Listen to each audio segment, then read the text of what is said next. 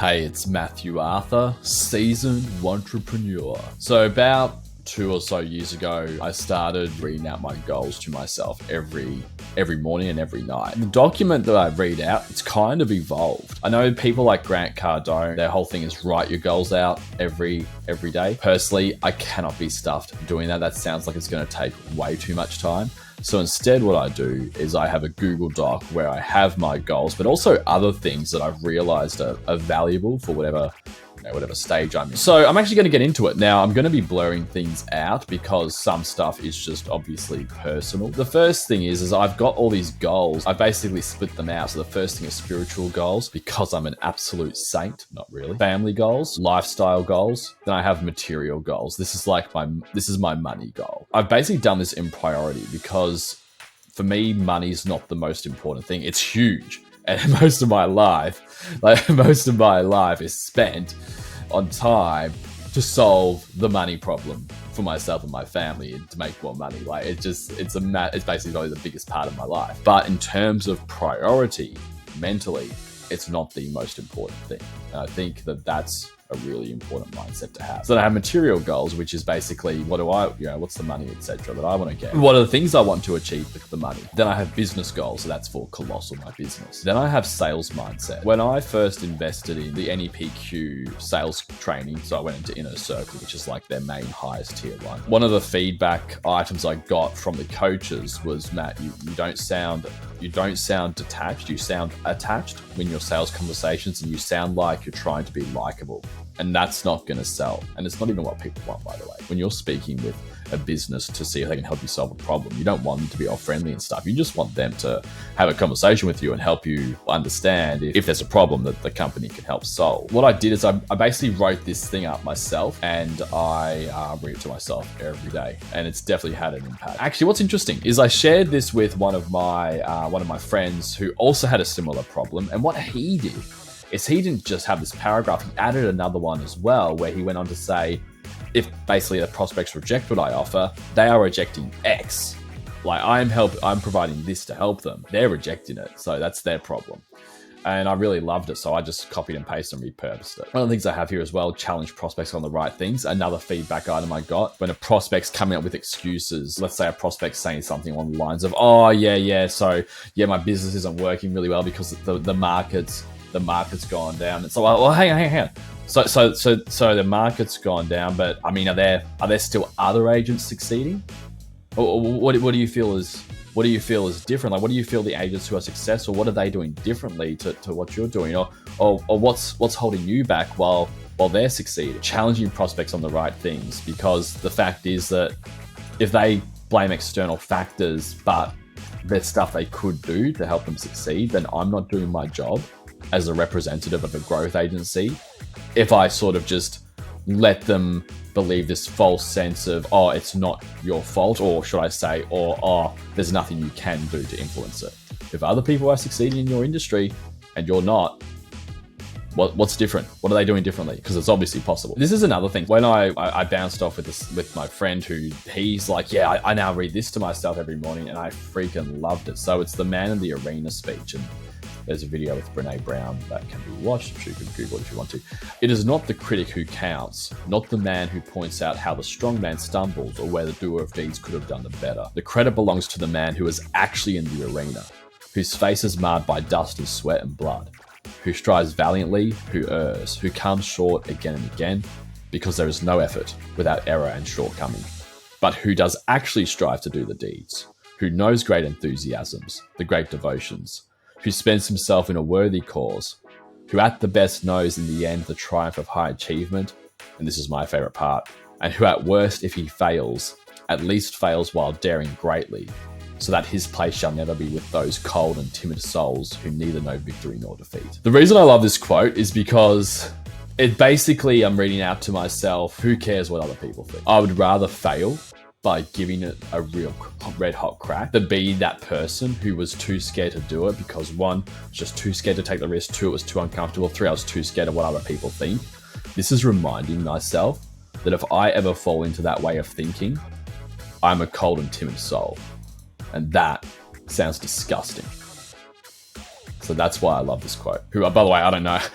I'm not a Teddy Roosevelt fan, really. It's just that quote. I don't care who would have said that quote. I think the quote itself is just awesome. This is a consequence question. This is my friend who came up with this. The question is, what happens if I don't go all in on my goals and do it half-heartedly? I've got a lot here, and some of these are personal, so I'm going to blur them out. But the first two, I think I'm comfortable to share. So the first one is, I will fail because I will be beaten by my competitors. I will live in regret because I will know deep down that I was lazy. Every morning and every night, I'm facing the truth of, if I'm lazy and I don't do my job properly, and if I don't put in the effort, what's going to happen? And I'm asking myself that question 2 times every day. I got this one from the book Principles by Ray Dalio. I don't know how to pronounce it. I'm sure I could Google it. Funny story, actually. I lent this to a good friend, and this little dust cover thing, it got moved around his house and then it got a little bit crinkled. And he was like, oh, if that happened to my book, I'd be so annoyed. So he bought me a new one.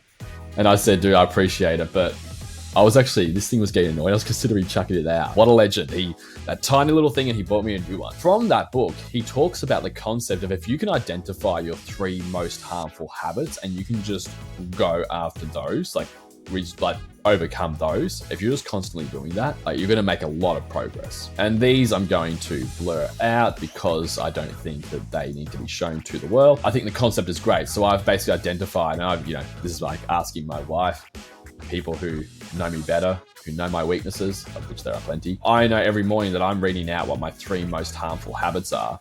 So I'm constantly reminding myself of them, so I'm aware of them, so I can tackle them. Then I have business reminders. This is from another agency owner, actually, and she posted on Facebook some learnings that she summed up from I think it was an acquisition.com event, basically an event with Alex and Layla Hormozi. And the things that she put there were so cool that I just thought, I have to read this to myself every day. It's just gold. Well, every work day. I don't read this stuff out on Sundays because it's related to business. First one is, apply the theory of constraints to your business, aka it will only grow to the point of the biggest constraint. If you focus on solving the main constraint in the business at all times, it will scale exponentially. Remind myself, what's the biggest constraint in my business right now? Go after it, fix it. What's the biggest constraint in my business after I fix that? Oh, this is. Go after it, fix it. Now, this one's cool. To solve your constraints, it's either a who, what, or how. But it's usually a who problem, and you're in denial about team members who you know aren't A players, but you keep them to avoid the pain of letting them go. This was really interesting on this point, actually, because about last year, when I had I still do, 2 people helping me out, and actually, it's more than 2 people, but 2 main people helping me out and working for me, help me build Colossal, this business. As I came into 2024, I realized we need to up our standards. We're doing okay-ish. We're getting the clients okay-ish results. Our sales are okay-ish, but I realized that okay-ish isn't good enough. You need to be exceptional because someone else is just going to be exceptional. It's just, it's easier to be great than it is to be good, if that makes sense, because by being great, you're going to get more sales. People are going to like the results more. Word of mouth is going to spread, all this stuff. So I made the decision that we were going to have higher standards, and I had mentally prepared that if the 2 guys helping me decided, oh, this isn't for me anymore because it's too demanding, the standards are too high, I liked when it was more relaxed and cruisy and all stuff, I was mentally prepared that I didn't care if they left. I'd say thank you very much for your help and appreciate it. However, where the business is going, if it's not going to work for you, I understand. The funniest thing is, though, is that the 2 people helping me out have actually, so far, adapted to the challenge. And I think they're liking it more because we're starting to get better results and we're getting more momentum. I was ready to basically go, if you're not an A player, we'll let you go. But maybe even just having that mindset and that air about you as a leader helps other people underneath you go, I'm not going to get wriggle room on lower quality work. This is going to be the standard. So then they just have to deal with it. And if they want to stay there, they do. I haven't built a massive successful company with heaps of employees or anything. Still quite new here, but I just thought that was an interesting point to share. You know what you need to do to take your business to the next level, but you avoid it because you're not good at it, or there are other things you like doing better. Just do the thing, even if you don't like it or it's uncomfortable. The actions you're avoiding are the ones that will help you make the most money. This is so huge. Especially when you're first starting, doing those sales calls and everything is uncomfortable. But then as things start to grow, and my business is still side business, I'm still an entrepreneur here, but I've got a sales guy who's helping me out. He's brought 2 new clients in over the past couple of weeks. My delivery guy is now helping out a lot, and we have daily catch-ups because he needs support and there's just a lot there, but he's actually doing a really, really good job. So now it's like I have to just constantly ask myself, what's the thing that I need to do that makes the most money? Is it making a new video ad? Is it tackling this delivery process thing? Is it aggressively speaking with our partners, our clients, and holding them accountable? And I think this is just really good. Like, sometimes I don't know the exact answer, but just being aware of it, I think is huge. You can feel crappy feelings and take the actions anyway. Anxious, you can still do the team meeting. Stressed, you can still do your follow-ups. Scared, you can still give the presentation. Don't let your emotions stop you from achieving your goals. I think that's really big. If you're nervous with a sales call, or nervous with it, or that are anxious for this, it's like, just do it. When you look at all those four as one, like, put it all together, I think there's just so much gold there. Finally, I read to myself the 3 Ps in business. So I got this from a Cody Sanchez video, and I just took some extracts, and I thought, I need to read this to myself because I don't have all this right. But if I just constantly remind myself and it's in my head, I will eventually crack this. First one is persona, with customer avatar. And a hack she gave is look up people who your target audience love and see how they communicate with your target persona. I haven't done this yet, probably need to get to it, but it's there to remind me. Realize that your customers are the heroes in your story. You or your business is not the hero, you're just the guide. Problem and product. You want to sell a solution to a need to have, not a nice to have. Really important as well. Like, you don't want to be providing something that's just like a luxury, because as soon as, things happen, cost cutting happens, do you really want to be the business that's cut out? Probably not. Build once, sell continuously, adopt a recurring revenue model. So that's something that I'm just constantly thinking of like building the right product, which is essentially a program or whatever it is, and then also find a way to keep the recurring revenue coming. This is huge to make, as I understand it, to make a business, like a good business on paper that can also be sold. And also just a good business that pays you consistently. And 3, promotion. Get your current clients to buy more stuff from you. Upsell, cross-sell, affiliate sell, add subscriptions, monthly to annual plan, just all this stuff. This is one thing that I need to keep reminding myself of, because I think there's opportunity here. I haven't really explored this as much, but I just remind myself of this every day so that when the time comes, like, I'm just got it in my head. And these are really important reminders. So if you are the only salesperson, you don't have a business, you have a job. So true.